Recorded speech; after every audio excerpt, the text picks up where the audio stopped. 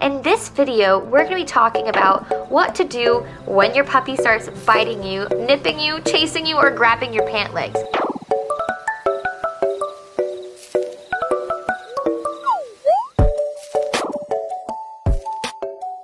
Your pant legs.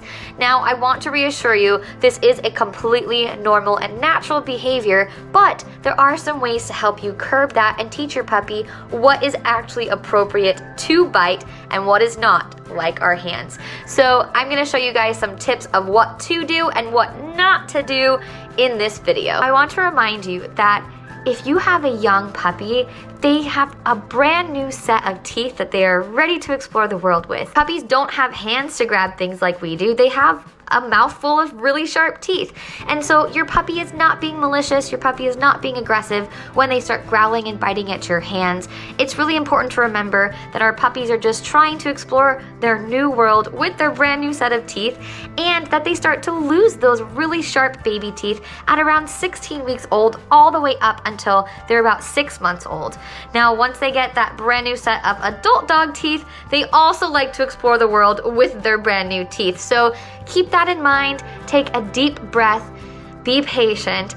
Puppy biting and nipping is totally normal, but I've got some tips for you that will make your life a whole lot easier and save your hands a little bit. Here are the things that you're going to need when teaching your puppy to stop biting. The first thing is going to be a really good leash that you can keep on your puppy in the house. This is a separate leash from the leash you regularly walk your puppy on. This leash is mostly going to be something that your puppy can drag around, and if they start chasing or biting legs, you can step on this leash and easily redirect their attention elsewhere. Now, one tip for those extremely bitey puppies is to always have a toy nearby. I always have a brand new toy that the puppy is not used to having all of the time for when I'm going to pick the puppy up and handle them.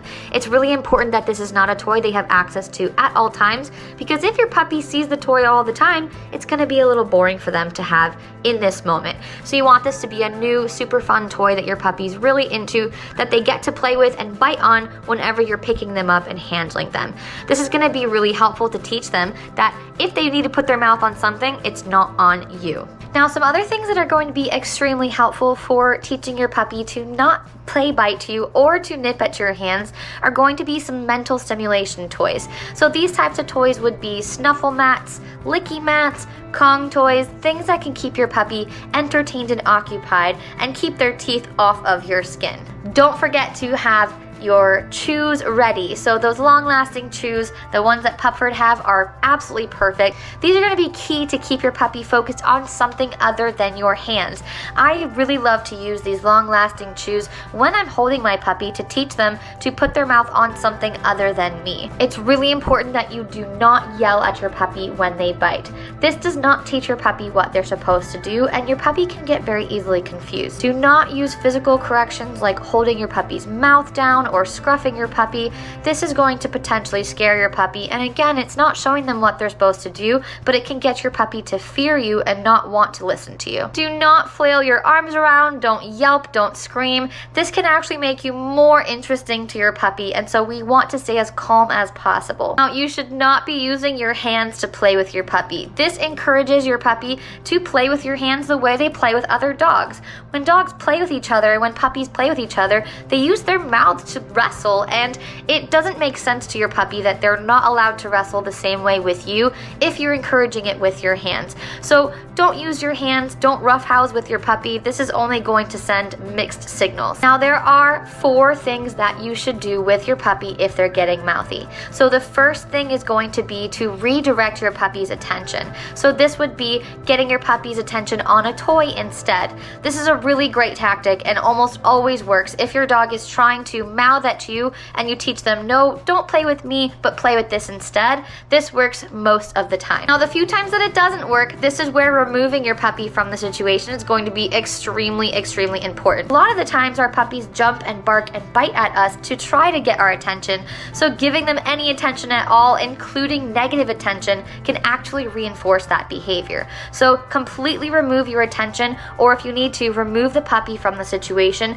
by putting them away in their playpen with with something like a long-lasting chew from Pupford. Now, when you are removing your puppy from the situation, I encourage you to stay calm, say as little to your puppy as possible. Just pick them up, put them away, don't say anything to your puppy, and let them learn that if they play like that, we don't get to play at all. A great way to teach your puppy to associate your hands with good things other than biting is to hand feed your puppy their meals. I highly encourage you to do this no matter what type of food you're feeding, because this is not only going to help with the puppy nipping, but it's also going to teach them that food and good things come from you, and it's a great opportunity to teach your puppy some new things every single day. So anytime that I'm feeding Talise and I feel her teeth, I'm going to remove the food and she doesn't get any food at all. So she's only going to get food out of my hand if she's licking nicely or taking the treats nicely. This is also going to help translate over to when we're playing. We stop our game whenever I feel her teeth, but the game will continue if she plays with her toy.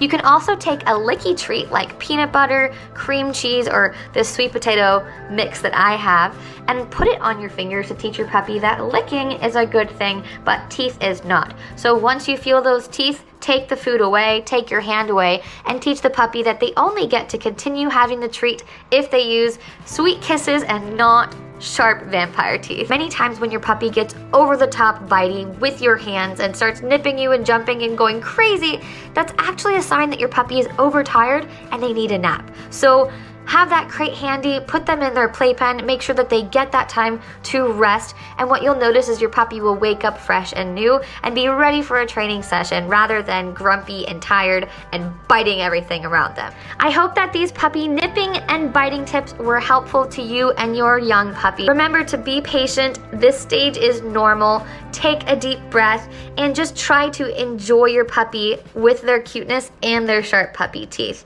Until next time.